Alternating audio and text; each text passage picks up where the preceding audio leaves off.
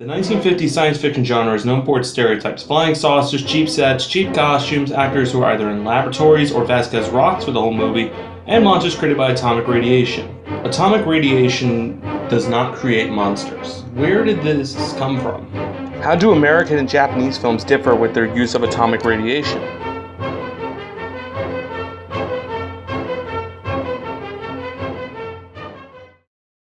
Let's go to where our story starts.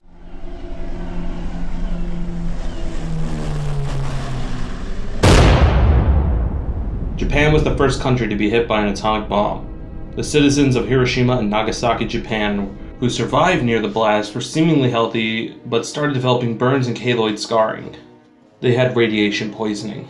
People who died from radiation poisoning sometimes lived for decades with the cancers, or died only a few years later. The United States celebrated the victory of the Second World War at the time, but only 4 years later they were afraid when the Soviet Union started testing its own atomic weapons. The US was now afraid of atomic annihilation. In an attempt to calm down the public, the United States government produced several pieces of material designed to protect the public in an event of an atomic blast. In this world full of fear, low-budget B-movie producers decided to capitalize on this market.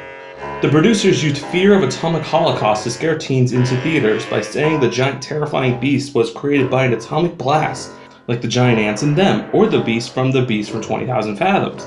In America, atomic weapons were used as a cheap gimmick to get people into theaters, but not the same for Japan. Jump to the year 1954, and a movie studio in Tokyo is developing a new monster movie, but this isn't just for cheap thrills. In March, a Japanese fishing boat named the Lucky Dragon No. 5 was too close to an American hydrogen bomb test and was hit with radiation. Both the crew and its load of fish were afflicted. This wasn't known until they got back to port. This created a scare in Japan if the fish they had was irradiated. Later that year, on November 3rd, the monster movie was released. The film was called Godzilla. It opened with a fishing vessel exploding and sinking into the sea, along with several others in the opening minutes. The survivors wash up on shore of an island where the locals say a legend of a monster named Gojira destroyed the ships. Later in the film, Gojira attacks Tokyo, leaving hundreds if not thousands dead. The film is very unapologetic with its subject material.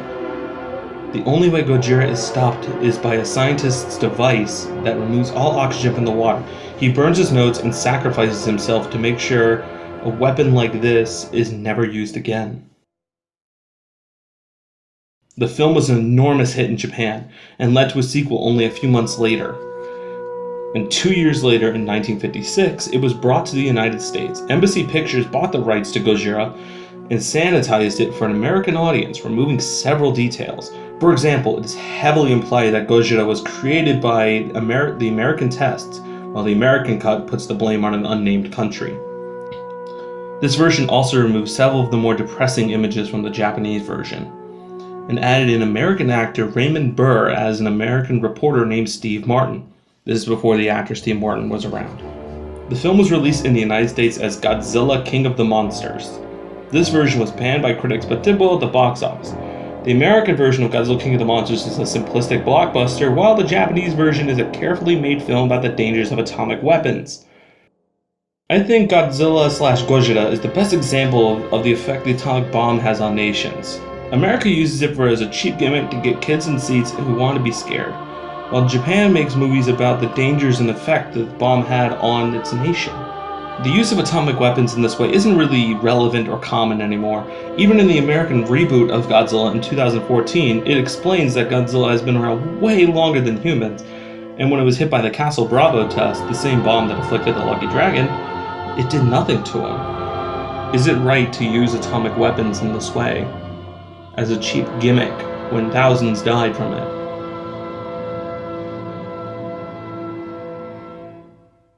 Also, it's worth mentioning the Godzilla franchise kind of kept going on, and I kind of want to use this clip.